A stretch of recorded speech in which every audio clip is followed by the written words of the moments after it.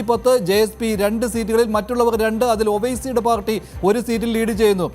India സഖ്യത്തിൽ MGBയിൽ ഇപ്പോഴും കോൺഗ്രസും ഇടത് പാർട്ടികളും, അതിൽ ഇടത് പാർട്ടികൾ തങ്ങളുടെ ശക്തി കേന്ദ്രങ്ങളിൽ മുന്നേറുന്നുണ്ട്. പക്ഷേ കോൺഗ്രസിന് കഴിഞ്ഞ തവണത്തെ അതേ ലീഡ് ഉയർത്തിക്കൊണ്ടുവരാൻ കഴിയുന്നില്ല. കഴിഞ്ഞ തവണത്തേക്കാൾ പിന്നിലാണ് കോൺഗ്രസ് ഇത്തവണ. പക്ഷേ RJD കഴിഞ്ഞ തവണത്തേക്കാൾ നില മെച്ചപ്പെടുത്തിയേക്കാം, ചിലപ്പോൾ അതിനൊപ്പം എത്തിയേക്കാം. കഴിഞ്ഞ തവണ 75 സീറ്റുകൾ വന്നിരുന്നു, ഇത്തവണ 40 സീറ്റുകളിൽ ഇപ്പോൾ ലീഡ് ചെയ്യുന്നുണ്ട്. 112 ഇപ്പോഴും NDA, MGB 60 സീറ്റ് എന്ന രീതിയിൽ കേവല ഭൂരിപക്ഷത്തിന് ആവശ്യമായ 122ലേക്ക് എത്താൻ ഇനി 10 സീറ്റുകളിലെ ലീഡ് 113 ലീഡായി ഇപ്പോഴും വന്നിട്ടുണ്ട്.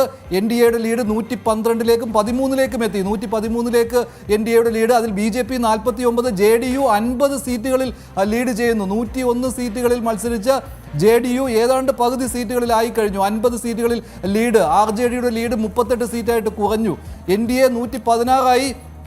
MGB 58, 116ലേക്ക് NDAയുടെ BJP മുന്നണിയുടെ ലീഡ് കൂടി. 178 സീറ്റുകളുടെ ലീഡ് അറിഞ്ഞപ്പോഴാണ് ഇത്രയും മുന്നേറ്റം. 116. മനു വീണ്ടും മുന്നേറിക്കൊണ്ടിരിക്കുകയാണല്ലോ. പൊതുചിത്രം മാജിക് ഫിഗറിൽ ഒന്ന് കാണിക്കൂ പൊതുചിത്രം. യെസ്, NDA 116 സീറ്റുകളിൽ ലീഡ് ചെയ്യുന്നു. 27 സീറ്റുകളാണ് ഇപ്പോൾ NDAക്ക് കഴിഞ്ഞ തവണത്തെ നിയമസഭാ തെരഞ്ഞെടുപ്പുമായി താരതമ്യം ചെയ്യുമ്പോൾ 116 ജയിക്കുമ്പോൾ